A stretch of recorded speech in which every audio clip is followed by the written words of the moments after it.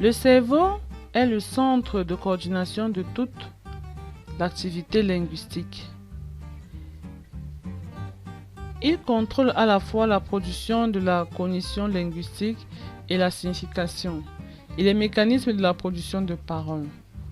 Nos connaissances sur les bases neurologiques du langage en demeurent assez limitées.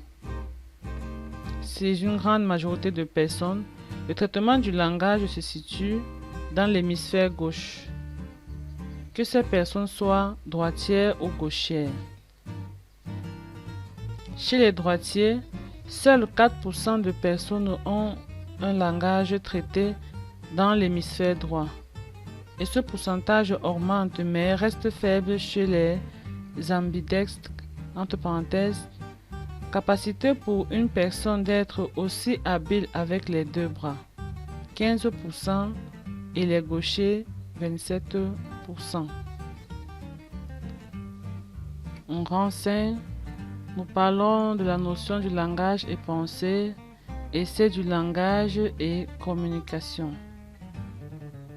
Premier astérisque, langage et pensée. La psychologie générale et la psychologie linguistique en particulier affirment que le langage et la pensée sont liés. Dans cette perspective, le langage est le versant verbal d'un contenu psychique. Deuxième astérisque, langage et communication. Le langage est l'un des principaux outils de la communication. Que ce soit chez les animaux, avec l'exemple la danse des abeilles, le chant des oiseaux, ou chez les humains à travers des mots, l'utilisation d'une langue. En grand 6, en grand 4, nous parlons de la notion de perception du langage. La perception désigne l'ensemble des procédures qui nous permettent de prendre connaissance du monde environnemental et de construire nos propres représentations mentales de ce monde. La perception du langage tient compte de, premier tiret, des mots utilisés, du contexte, des émotions qui s'y rattachent, du langage corporel, du message exprimé. Ainsi, le message émis n'est pas forcément celui entendu. Il peut être faussé ou incompris.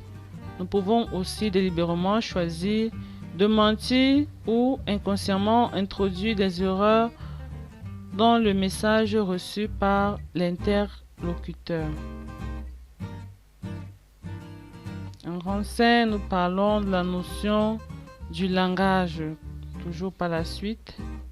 De manière spécifique, la perception des différents types de langage passe par les sens et organes de sens comme, premier astérisque, la vue. Elle est l'un des sens les plus importants dans la perception du langage non verbal. En effet, elle est indispensable aux sourds qui utilisent le langage des signes pour communiquer. Nous avons l'ouïe. Elle permet l'épanouissement du langage verbal. La parole est l'une des formes du langage qui est plus utilisée dans le monde. Le toucher. Le toucher intervient par exemple dans le processus d'écriture. Pour pouvoir écrire, il nous faut un support sur lequel on va transcrire nos idées et pensées.